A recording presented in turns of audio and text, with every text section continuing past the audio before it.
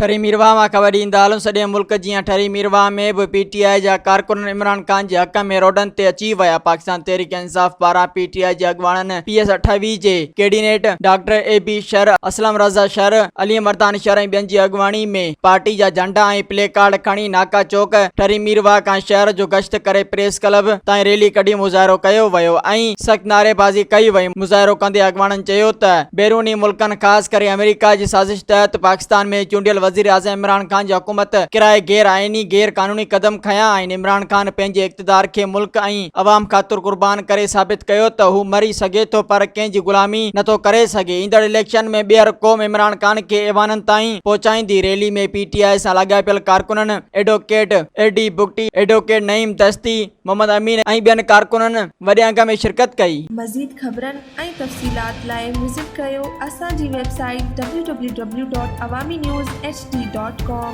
ऐं ॾिसंदा रहो अवामी न्यूज़ HD।